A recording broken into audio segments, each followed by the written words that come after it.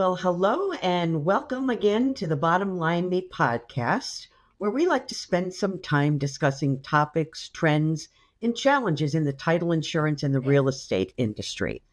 Today, we're going to dive into social media and how it's reshaping communication and transforming the way we connect with customers. We'll also get some ideas on how and why engaging on social media can help us attract new customers, maintain relationships with existing customers, and a whole lot more. I'm your host, Ann Allard, and I'm thrilled to welcome Colin Smith. Colin is Vice President and Product Marketing Manager at Old Republic National Title Insurance Company. I know that Colin has his thumb on the pulse always on what's going on with social media, so I'm really excited to spend some time with him today. Colin, welcome and thank you again for joining me. Thanks, Ann. I'm excited to be here. Great. Well, before we get started, tell us a little bit about yourself and what you currently do at Old Republic Title. Absolutely. In my role as product marketing manager, I'm fortunate to lead our email, social media, and video teams. And we get to be kind of the messengers out into the marketplace for Old Republic Title when it comes to our marketing.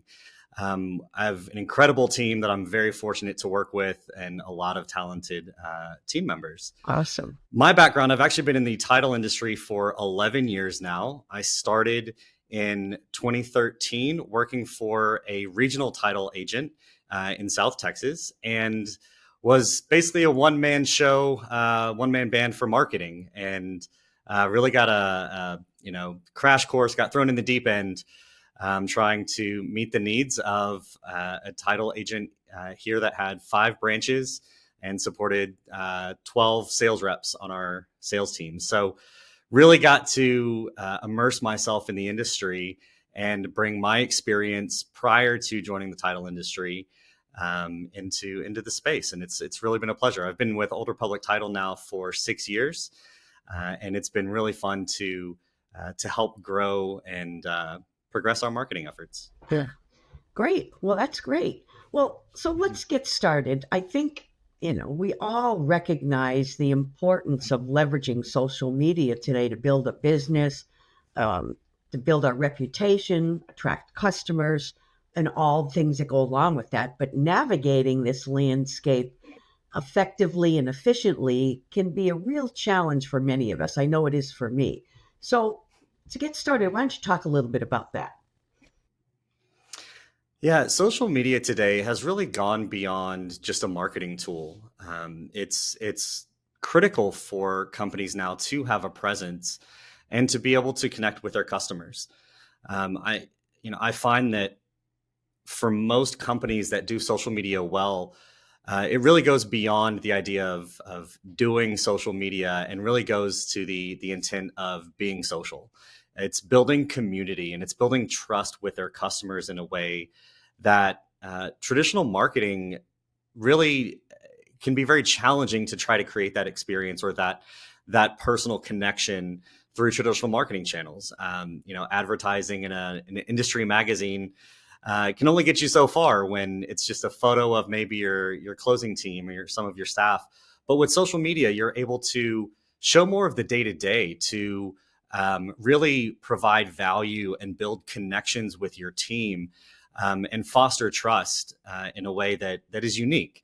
A story that I often share when I think about social media and really impacting individuals today is I'm a big soccer fan. I've grown up a soccer fan. And in San Antonio, we don't have a major league team, but we do have a top tier minor league team. And, unfortunately, with minor league teams, players come and go season to season. And even during the season, there's a lot of turnover. So, having loyalty to your team can be tough when you don't recognize half the players from week to week because there have been changes on the roster. And our club here in San Antonio, they do an exceptionally good job with their social media in showcasing their players. You get to know them, off the field. It's not just highlights from a game and trying to sell tickets. You get to see them interacting at practice and, whether that's on Facebook photos or Instagram stories or something like that, but it really creates a sense of personal connection. And so I use that as an example to really highlight that, even when it's something that it's hard to feel connected. I mean, I'm never going to meet these players in person, but I feel like I have a personal connection with them. And so when a company takes advantage of social media in a way that allows them to showcase their team, to highlight their staff, and really take them from being an email signature or someone that you're corresponding with over email to a person that you already have a connection with, in a way that when you get to the closing table or something like that, that it's more of a personal experience and a personal connection because of the connections that are made through social media and kind of that trust that's built with the companies. Yeah, I can see that if you're engaging or you're following someone on social media that you've never met, and you walk into the closing room, you kind of already have a sense or a feeling like you know this person. So that Absolutely. yeah, and you can't that can't be accomplished in by a publication or a newspaper ad. There's no interaction. It's very one-sided. So, do you have any preferences in terms of platforms for our business, for example? Yeah, absolutely. I think the biggest question right now that companies have to address really is around this idea of what platforms and what sort of content should they be sharing. And when it comes to the platforms, they're so different, and they reach different people, and that's really the biggest factor. Anytime someone asks me about, do I need to be on TikTok? Maybe. I can't answer that for you. And a lot of times it comes down to who are the people you're trying to reach, and if Gen X and millennials are still your core target audience, if you're in a market where housing prices are still very high, for Gen Z, it's tough to get into a home right now in some markets. And so, if that's not your target audience yet, then TikTok may not be the platform for you. But if you're still leaning heavily into Gen X, they're still very active on Facebook. And so a lot of people say Facebook is dying, but it's still the largest platform. It has the most daily active users of any platform on social media. And it's still reaching millennials and Gen X exceptionally well. And so that might be the right place. Quickly traffic is moving over to Instagram. The day that my parents started following me on Instagram was a little startling. But it's where a lot of the activity is now, and it's what a blessing to have the larger population, the Gen X and the millennials, moving to Instagram, because I mentioned it's about the personal connections, and Instagram is built around that. And so Instagram is a great platform because it really is that personal connection sort of platform, versus kind of an advertising platform that I think people have come to find Facebook to be. Both are valuable. Both are great platforms. When you think about TikTok or even LinkedIn, it's really considering who are the people you're trying to reach. And I think that's the biggest question. There's no right or wrong for one title agency to a next. They may have completely different strategies to reach different clientele, and both may work equally as effectively. It's just a matter of really considering who are you trying to reach, and where are those people? You wouldn't put a billboard on the wrong side of town trying to reach customers when you're trying to reach people in your area. Think of the same with social, in terms of you have to consider where are your people that you're trying to reach, and how do they want to be engaged with, and then that will help you decide which platforms really will suit your needs. So how do you know where they are? Well, I mean, a lot of it is just kind of looking at who are the people that you work with, and if you're trying to break into new demographics, then that's a consideration. Mhm, But really, it does. There are market reports and studies that are all over the internet that mhm. reference to where the user bases kind of fit demographically. And so, yeah, I would definitely say that the baby boomers into Gen X are still heavy on Facebook, Mhm. but moving to Instagram. Your Gen X and millennials are heavy on Instagram, but your Gen Z and even Gen Alpha coming up now are leaning more into TikTok. And they really like the short form content. And honestly, YouTube is starting to grab a lot more traffic for short form content as well with YouTube Shorts. Mhm. So short form content is really where the younger generations are starting to get a lot of their information. So Shorts and TikToks and Reels are really the key space for the younger demographics right now. Well, speaking of shorts, um, let's talk about some best practices because I know myself, there's times when I'll go on to one of these platforms and it's overwhelming if there's too much information. On the other hand, if somebody's just posting, happy birthday or it's welcome spring, it's like what's the point? So is it what's the happy medium, or does it depend on your audience or your subject matter even? Yeah, I think that knowing your audience is a big part of it, Yeah. but I always try to give a recommendation of like an 80-20 rule when it comes to what type of content are you posting. And I think that, we're in the title insurance industry. It's what we're experts at, it's what we're good at, and it's what we want our people to understand the value of. And so having content that is focused around our industry and things that are relevant to our followers. So whether those be real estate agents or potential buyers or sellers, lenders, our sphere of influence through our industry, providing content that really aligns with their value, what they need, the information that they need from us, where we can bring that value. I always try to emphasize, let that be your 80%. Lean heavy into that, and really try to have that value as a large percentage. But then at the same time, I've talked about the community aspect and the people aspect. Let that other 20 be fun. Let your hair down a little bit because that's what people really connect with. And Right. To the point of short form content, if we're saying 80-20, that's 4-1. So for every 4 posts that you're talking about title and escrow, then throw one in that's potentially not necessarily, I don't want to say off topic, but something that promotes you and your team, but doesn't necessarily have to be, heavy on the title content. Yep. But with short form content, it creates great opportunity because everything can be so short. I mean, if you have one of your escrow officers, jumping in front of a phone camera, I don't even want to say jump in front of the camera because it's evolved so much that, we're carrying around the best cameras that we've ever owned in our pockets. And so, just to jump on camera and, give a quick bit of information that can help real estate agents or lenders get their clients more successfully to the closing table. Share that quick bit of info and just throw it on social. And if it works, then great. And if you don't get a lot of response, then no big deal. It didn't hurt anybody. Right. So I think that it's been great seeing how social media has evolved from what people used to expect, that it has to be polished, it has to be professionally produced, to now people expect it to be genuine, to be that on the fly, quick.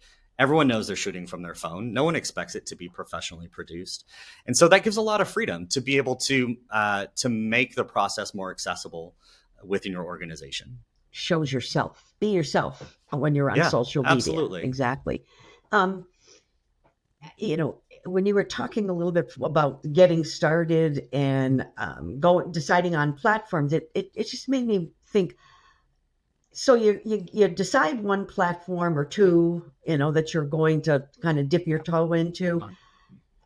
How long do you wait before you figure out whether or not this is actually useful, helpful, or you're getting some traction?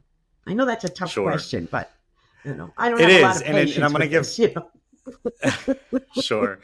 It is a tough question. And I'm going to give a tough answer because it's not always fast. I will admit that I spent 5 years building up a social media presence for our title agency and went from just a couple hundred followers across all of our different channels and everything up to by the time I moved out of that role, we had somewhere in the range of 7 or 8 thousand followers within the our metro area Mhm. that were following us, and it didn't come overnight. And a lot of that has to do with experimentation and us figuring out what is the sort of content that people really respond to. Mhm. But it's not always a fast turn. You may have a post that does really, really well, and you think, wow, I figured the social media thing out. Great, we've got it. We'll just keep doing this over and over. And then you try to reproduce it and it falls flat. And unfortunately, that's just kind of the nature of this sort of effort. The great thing is social media has no cost unless you put money Right. into it. Mhm. So you're not losing money by trying a post and then seeing, hey, that didn't get any engagement. And then you try something different and that works and you lean into it. But there's a story from Gary Vaynerchuk that I absolutely love that talks about with social media, around the idea of measuring your return, your ROI, and I've always loved this story because it emphasizes the long term growth and the kind of holistic aspect that social media starts to kind of fill in when it comes to marketing. And the story that he tells is he's talking with a marketing exec for a company, and he's been doing some consulting for them, and he's talking about all the things that they need to do and all of the metrics that they're hitting and everything. And this marketing executive keeps asking, but what's the ROI? What's the ROI? And they really wanted to know, what is this ROI? What's the ROI for all this effort that we're putting into social media? And eventually he just gets fed up and he responds and he says, let me ask you this. What's the ROI on your mother? And it sounds like he's just quipping back and making a your mama joke. But really he says, but hear me out. And he says, I can't say that I specifically made certain sales or transactions because of my mother. But if you were to take my mother out of my experience and out of my life, I wouldn't be able to be where I am and do what I do. And with social media, it really starts to become that sort of a perspective that when you build a community and start to build trust through social media with your followers, when you look back, you start to realize where you've come. It's hard to always say, hey, these posts worked so well that we have 3 new orders that open this month. But Right. you start to see this connection where you have that trust and connection with the customers that you work with, consistency, those referrals that you see coming in, and start to realize that all of this is part of kind of a larger puzzle that comes together. And with social media, it can be very discouraging in the short term because you think, well, I'm doing all this work and nothing's really happening. Right. But as you really think about it, and if you're willing to commit and let it grow over time, it starts to become that ROI fills in kind of that ROI of your mother aspect of it, that, you can't necessarily say I did 3 more orders this month because we have social media, Mhm. but where would you be without it? Once you build that up. So it can sometimes be a long-term play to see that return start to play out when it comes to your efforts on social media. That's awesome. Be sure your mother sees this podcast or he listens to it, so Sure. no, so that she I'll let her knows know. how much you appreciate her contribution to your life today. That's awesome. So you talked about the 80-20 rule, and I think that's a really good tip for everybody. What about how often you post? I mean, should you be there every day? I mean, are there any rules of the road there that you can share with us?